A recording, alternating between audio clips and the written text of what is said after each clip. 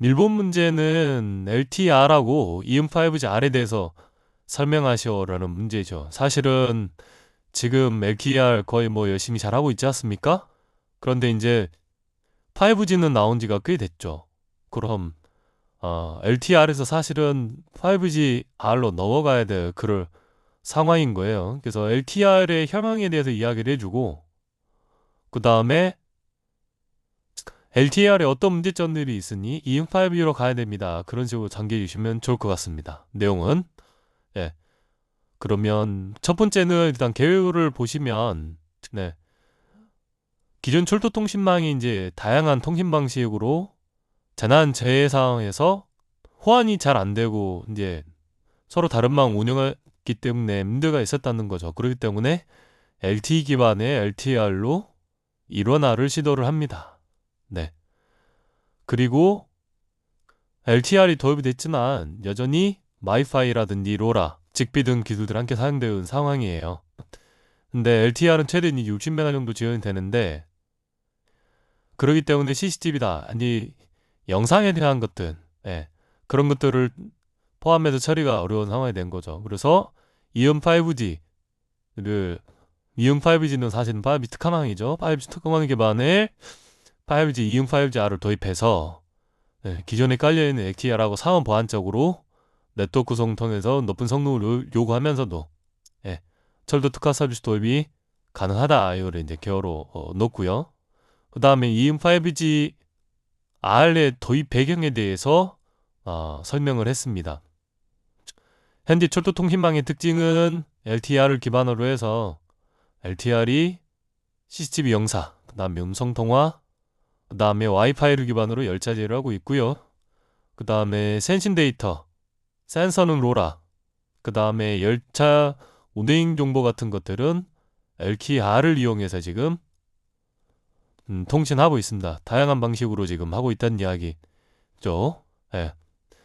근데 CCTV 영상이나 이런 것들은 높은 데이터 레이스를 필요로 해요. 그 다음에 열차 제어 데이터 이런 것들은 사실 뭐 설날은 센팅 데이터 같은 것들은 센싱이기 때문에 데이터량은 많지 않죠. 그래서 로라 쓰지 않습니까? 예. 거리는 필요한데 데이터량은 작게 해주는 거. 네. 그 다음에 서비스별로 서로 다른 QS를 요구한다는 거죠. 그리고 LTR은 그나마 최근에 구축이 됐습니다만 나머지는 다 노후화가 됐어요.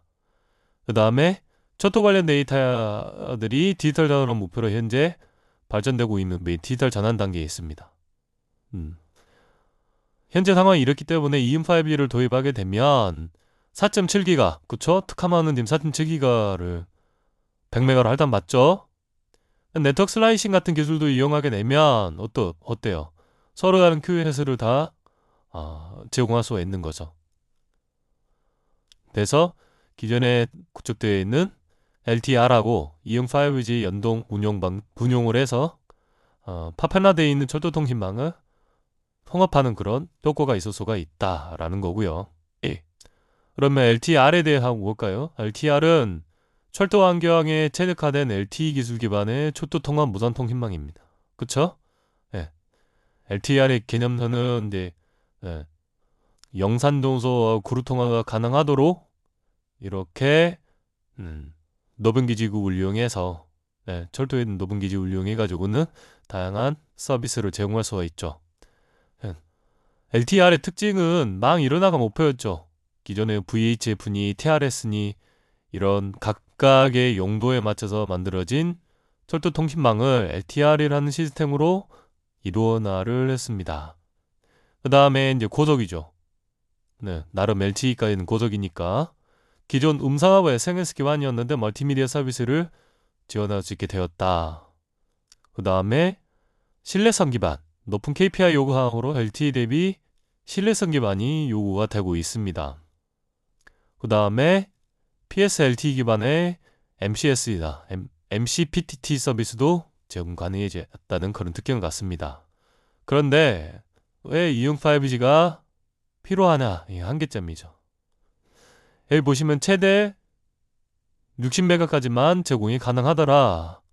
그래서 뭐 CCTV 영상이라든지 고화질 CCTV 영상이라든지 네, 음성, 열차 그 다음에 선로 데이터 등 많은 정보 처리가 필요한데 좀 부족하더라. 그 다음에 디지털 전환, 토 쪽에서도 디지털 전환하면서 전송 데이터 자체가 많이 증가됐다.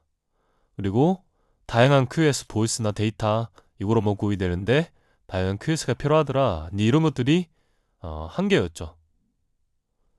그래서 요구사항은 높은 데이터레이, 그 다음에 기존의 와이파이나 로러나 직비 등을 대체할 수 있는 통신,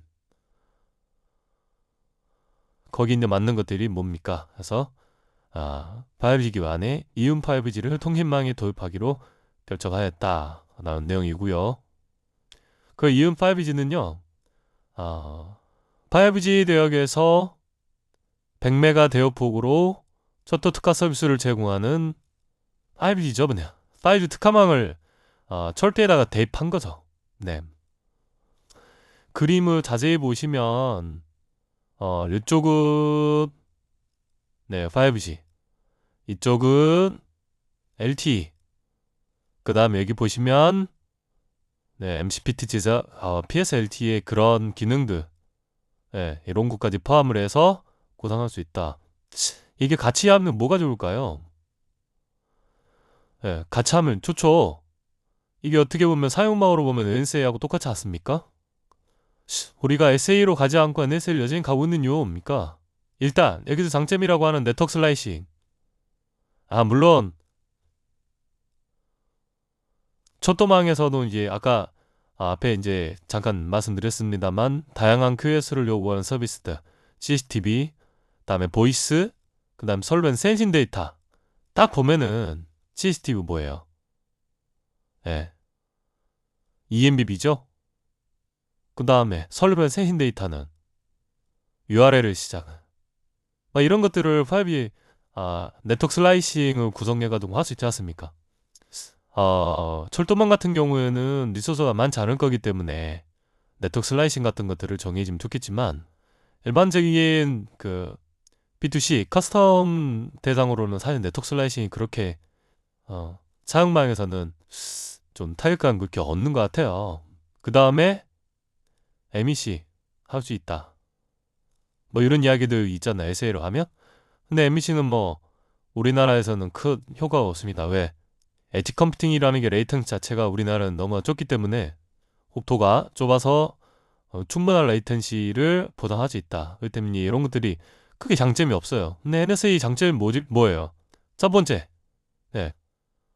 LTE 주파수하고 5G 주파수를 같이 쓸 수 있기 때문에 EMBB 아주 방역하다. 그런 장점이 있죠? 네. 그 다음에 물론 요즘에 5G가 커버리지가 많이 생성됐습니다만 5G 커버리지가 안 되는 데에서도 LTE 쓸 수 있다. 그 다음에 혹시나 LTE망이나 5G망 두 개 중에 하나 죽더라도 다른 망으로 테이크오버 백업망을 할 수 있다. 장점이 많죠. 그렇기 때문에 지금 현재 LTE-R로 망이 구성이 되어 있는데 굳이 그걸 다 걷어내고 5G, 이음 5G로 스탠드얼론으로 갈 필요가 전혀 없다라는 거예요. 기존 것도 활용하고 새로운 이음 5G도 활용하고, 그래서 이렇게 구려지는 게 좋을 것 같습니다. LTE-R하고 이음 5G를 연동하는 걸로. 네, 이렇게 그림 그려졌고요.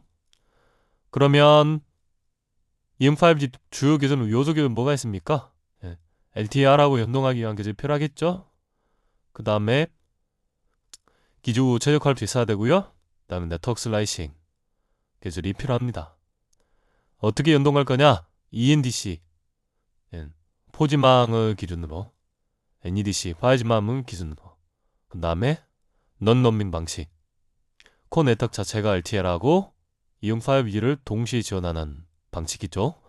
아니면 로밍을 하든지, 그 다음에 연동 선포를 두든지, 이렇게 해가지고는 할 수 있을 것 같습니다. 자, 이렇게 해서 LTE하고 이음 5G, 그러니까 이 문제가 사실 물어본 거는 제 생각은 그렇습니다. LTER이 현재 구축하고 있는데 5G, 그리고 또 특히나 이음 5G 나왔지 않냐? 그럼 어떡할 거냐? LTER에서 어떻게 5G-R로 마이그레이션 되고 진화할 건지를 묻는 문제 같아요. 그래서 LTER에 대해서 설명을 해주고 LTR이 어떤 문제점이 있는지, 부족한 점이 있는지, 그 다음에 요 그린식 메타처럼 이응 5G망을 스탠드얼론을 구성하는 게 아니라 이제 LTR과 같이 구성한다. 이런 단계 방식이 좋은 것 같습니다.